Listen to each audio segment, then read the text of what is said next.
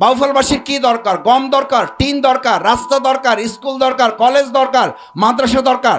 আমাকে এক কথায় বলেছে যে ভাই, বাউফলে 54টা বছর আমাদের সবচেয়ে বেশি অবহেলা হয়েছে।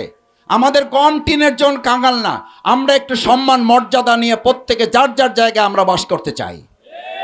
এই সম্মান এবং মর্যাদার বাউফল যদি বাস করতে হয়, তাহলে শিক্ষিত বাউফলে, আমি আপনাদেরকে একটা কথা বলেছি, আমার বাবার কাছে আমি যখন ইন্টারমিডিয়েট পাস করেছি, আমার বাবা তখন বাউফল ডিগ্রি কলেজের প্রফেসর। আমি আব্বাকে বললাম যে এই যে আমি ফার্স্ট ডিভিশন পেয়েছি। এরপরে রাজশাহী বিশ্ববিদ্যালয়ে ভর্তি হয়েছি। ভর্তি হওয়ার পর আমি বললাম যে আমরা বাংলা ভাষা ও সাহিত্যে আমি ভর্তি হয়েছি রাজশাহী বিশ্ববিদ্যালয়ে।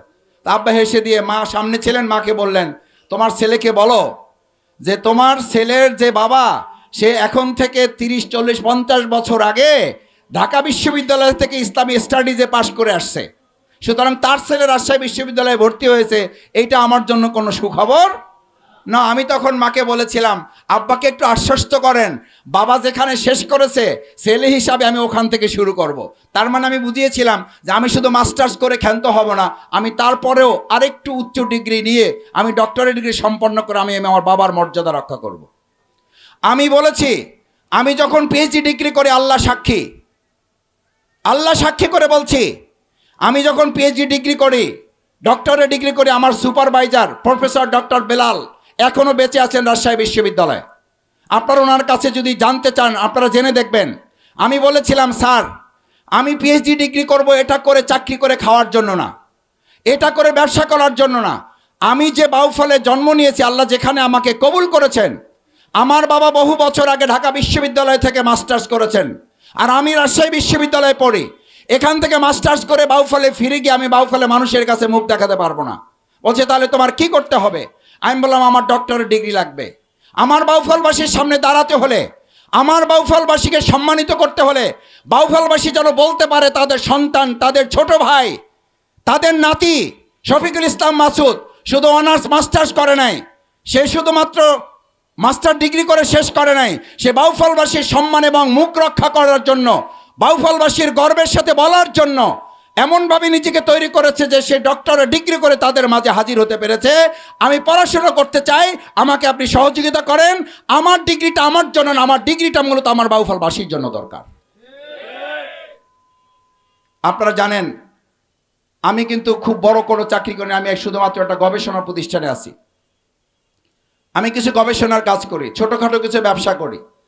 আমার সহধর্মিণী, তার কথা বলতে হয় এই জন্য যে আমার চেয়ে আমার সহধর্মিণী আপনাদের বৌমা অথবা আপনাদের বোন এখন বাউফলে আলহামদুলিল্লাহ আপনাদের পাশে থাকার চেষ্টা করে না? করে না?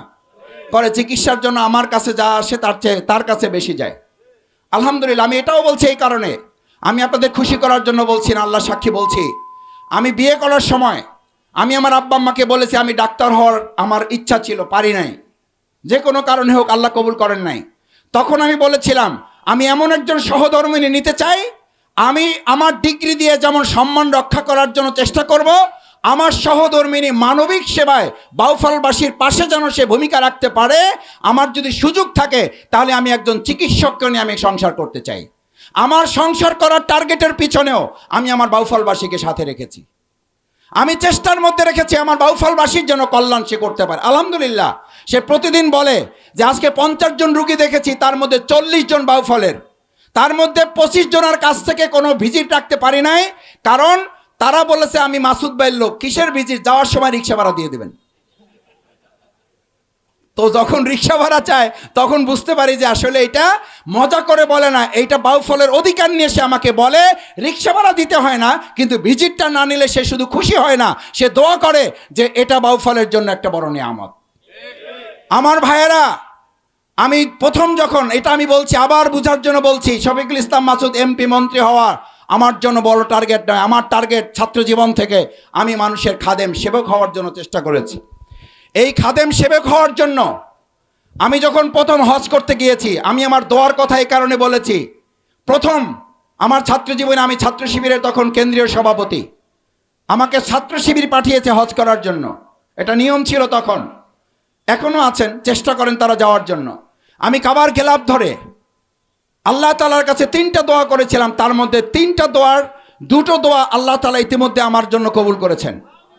একটা দোয়া এখন বাকি আছে। আমি একটা দোয়া আল্লাহর কাছে বলেছিলাম, আল্লাহ আমি আমার প্রিয় বাউফলবাসীর ইসলাম এবং কোরআন সুন্নাহর আলোকে তাদের পাশে থেকে আমি ইসলামী ছাত্র শিবিরের গোটা বাংলাদেশের আপনি আমাকে প্রেসিডেন্ট হওয়ার তৌফিক দিয়েছেন, মানে সভাপতি হওয়ার তৌফিক দিয়েছেন। আমার সম্মান মর্যাদার আর কিছু দরকার নেই, আপনি আমাকে অনেক কিছু দিয়েছেন। আমার এই 28 বছর বয়সে, 25 বছর বয়সে আপনি সারা দেশের জন্য আমাকে প্রেসিডেন্ট বানিয়ে দিয়েছেন। আমার এখন একটা টার্গেট, আমি আমার বাউফলবাসীর খাদেম সেবক হিসেবে আমি তাদের পাশে থাকতে চাই। আমার মন বলে, আমার চোখের পানিতে কাবার গিলাপ যখন ভিজেছে আমার অন্তর কেঁপে উঠে বলেছিল, আমার মন বলে আল্লাহ তাআলা আমাকে বাউফলবাসীর পাশে থাকার সেবক খাদেম হিসাবে তিনি আমাকে কবুল করেছেন। এখন আপনারা ভোট দিলেও আমি আপনাদের খাদেম, ভোট না দিলেও আমি আপনাদের খাদেম। আপনারা মনে রাখলেও আমি আপনাদের সাথে আছি, আপনারা না রাখলেও আমি আপনাদের সাথে আছি। আপনারা যদি আমাকে মনে নাও রাখেন তাও আমি আপনাদের সাথে আছি। এইবারও আমরা কথা শুনতেছি, কেউ কেউ বলতেছেন যে আমি যেদিন নমিনেশন পাবো সেদিনই ভোট শেষ। আমি খুব অবাক হয়ে যাই যে বাউফলবাসীকে শিক্ষিত বলা হয়, সেই শিক্ষিত বাউফলে এত অশিক্ষিত মূর্খের মতো কথা এই শিক্ষিত মানুষের সামনে যখন বলেন, তখন আসলে উনি শুধু লজ্জিত হওয়ার কথা না, গোটা বাউফলবাসী আমরা লজ্জিত হই। আমার তো বলার কথা আমি নমিনেশন পাইছি, আপনারা আমার জন্য দোয়া করেন। আর উনি বলেন আমি নমিনেশন পাইলে আমি ঘরেই থাকতে পারবো কিনা তার ঠিক নাই। উনি তো ঘরে থাকতে পারতেছেন না, কারণ রাস্তায় তো আগুন জ্বলা শুরু হয়ে গেছে। ওনার বিরোধিতা তো আমাদের করতে হচ্ছে না। উনি আনারসের প্রতীকে ইলেকশন করছেন, এটা আমাদের বলা লাগতেছে না তো। উনি তার কর্মীদের সাথে দুর্ব্যবহার করেছেন, থাপ্পড় মেরেছেন, ঘাড় ধরে বের করে দিয়েছেন, এটা আমাদের বলা লাগতেছে না তো। এটা সাধারণ ভোটারদেরও বলা লাগতেছে বলেন? এটা ওনার দলের কর্মীরা বলা শুরু করেছেন, যে দলের নেতার কাছ থেকে কর্মীরা নিরাপত্তা পায় না, সম্মান পায় না, মর্যাদা পায় না, তুই তুকারি করে কথা বলে। বাউফল পাবলিক ফিল্ডে ওটা বলেছে, তোরা কি আমাকে নমিনেশন দিয়েছো? যারা নমিনেশন দিয়েছে আমি তার কাজ করব, তোরা তো আমাকে নমিনেশন দেওয়া নাই। এই তুই তুকারি করা নেতৃত্ব বাউফলে মানুষ দেখতে চায় না। আমি খুব লজ্জিত হয়েছি বক্তব্য শুনে, যে একজন বয়োবৃদ্ধ মানুষ, আলহামদুলিল্লাহ মুরব্বী মানুষ, আমি আশা করি এখনো যে আলহামদুলিল্লাহ যেহেতু বয়োবৃদ্ধ মানুষ, মুরব্বী মানুষ, ওনার দোয়া, ওনার পরামর্শ, ওনার অভিজ্ঞতা কাজে লাগাবো। কারণ উনি জনগণের সেবা করবে কি, ওনার সেবা করার জন্যই তো লোক দরকার। আমরা আশা করি যে ওনার সেবা আমরা করবো ইনশাল্লাহ, কারণ ওনার সেবা দরকার। ওনার কথা বলার জন্য ওনার এখন সুস্থ মস্তিষ্ক দরকার। আমি এটা সমালোচনার জন্য বলছি না। উনি আলহামদুলিল্লাহ আমাদের যে 3-4 মিনিট কথা বলছে তার মধ্যে আমাদের ক্যাম্পেইন উনি শেষ করে দিয়েছেন, আমাদের আর ক্যাম্পেইন করা লাগবে না। উনি নিজেই বলছেন যে বাউফলে এখন তো আর কিছু নাই, এখন শুধুমাত্র জামাত ইসলামীর একটা বড় শক্ত ঘাঁটি বাউফল। তো জামাত ইসলামীর শক্ত ঘাঁটি বাউফল উনি যদি বলেন, তাহলে তো ওনার নির্বাচন উনি শেষ করে দিয়েছেন কত সত্য।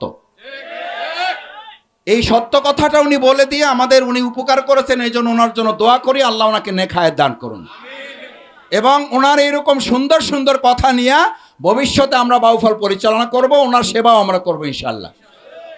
ভাইয়েরা, আমি বাউফলবাসীর কাছে জানতে চেয়েছি, আকিমুস সালাত হচ্ছে নামাজ আমাদের জন্য ফরজ করা হয়েছে।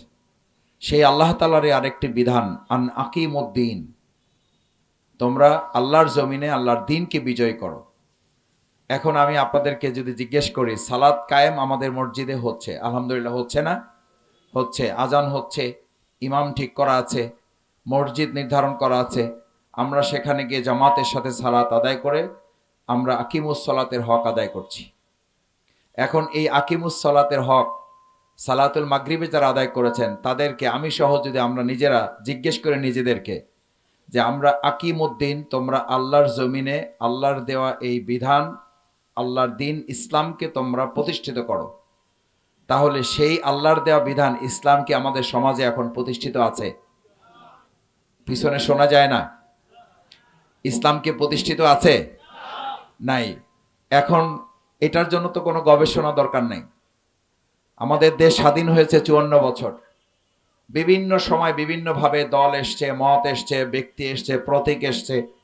আমরা চেষ্টা করেছি, আমাদের দ্বারা সম্ভব হয় নাই।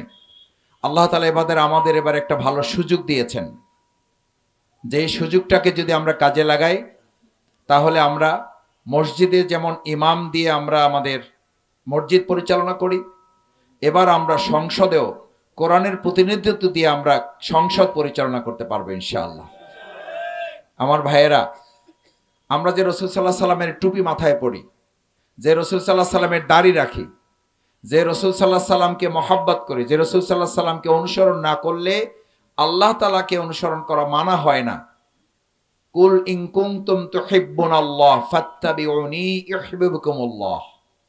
যদি আল্লাহকে তোমরা ভালোবাসতে চাও তাহলে রসুল করিম সাল্লাল্লাহু আলাইহি সাল্লামকে অনুসরণ করো। আমরা সেই রসুল সাল্লাল্লাহু আলাইহি সাল্লামকে মানি। তাহলে রসুল করিম সাল্লাল্লাহু আলাইহি সাল্লাম কি মসজিদে নববীর শুধু ইমাম ছিলেন নাকি মদিনা রাষ্ট্রের প্রেসিডেন্টও ছিলেন? এই মসজিদের ইমাম এবং মদিনা রাষ্ট্রের প্রেসিডেন্ট মিলেই হয়েছিল সোনার মদিনা, নাকি ভাগ ছিল যে মসজিদে নববীর ইমাম থাকবেন মুহাম্মদুর রাসূলুল্লাহ সাল্লাল্লাহু আলাইহি সাল্লাম, আর আবু জেহেল, আবু লাহাব, উতবা, সায়বারা থাকবে মদিনা রাষ্ট্রের প্রেসিডেন্ট, মন্ত্রী, প্রধানমন্ত্রী, রাষ্ট্রপতি? এভাবে ভাগ ছিল তো? এই ভাগের পরে সেটা সোনার মদিনা ছিল? সোনার মদিনা ছিল না। আমাদের সোনার মদিনা যদি করতে হয় তাহলে সম্মানিত উপস্থিত মুসল্লিনে কেরাম, সোনার মদিনার আলোকে যদি আজকে আমরা সোনার বাংলার কথা আমরা বলি না, আচ্ছা সোনার বাংলা হচ্ছে না কেন? সোনার বাংলা হচ্ছে না এই জন্য যে রসুল করিম সাল্লাল্লাহু আলাইহি সাল্লাম যে মসজিদে নববীর ইমাম ছিলেন, সেই মদিনা রাষ্ট্রের ইসলামের ভিত্তিতে তিনি প্রেসিডেন্ট ছিলেন। আজকে যদি আমরা আমাদের বাংলাদেশে যে মসজিদের ইমাম হবে সে আমাদের সমাজেরও নেতা হবেন, আবার সমাজের এমন নেতা হবেন যিনি সালাতুল এশা, সালাতুল মাগরিবের আজান হয়ে গেলে শুধু মুসল্লি হবেন না, মসজিদে গিয়ে মসজিদের ইমামতি করার যোগ্যতা অর্জন করতে পারবেন। তখন সোনার মদিনার মতো আমাদের বাংলাটা সোনার বাংলা হবে। আমার ভাইয়েরা, আমরা এরকম ঠিক তো হয়তো আরো 54 বছর বলছি, আমরা এরকম আরো 54 বছর বলতে চাই, কিন্তু কাজ করতে চাই না। কারণ আমি অনেক সময় বলি 54 বছর তো ধৈর্য ধরছেন, আরো 5টা বছর দেখি, অসুবিধা কি? আরো 5টা বছর আমরা দেখি, অসুবিধা আছে? কারণ আমাদের তো আলহামদুলিল্লাহ আল্লাহ ধৈর্য দিচ্ছেন। আমাদের এখানে এমনও তো অনেক মুরব্বী আছেন যে 54 বছরই আমরা ভোট দেওয়ার, হয়তো 2-4 বছর মাঝখানে 2-4 টার্ম ভোট হয়তো আপনার কষ্ট করা লাগে নাই। লোকেরা বলছে যে মুরব্বী আপনি আর কেন কষ্ট করবেন, আপনার ভোট আমরা দিয়ে দেব।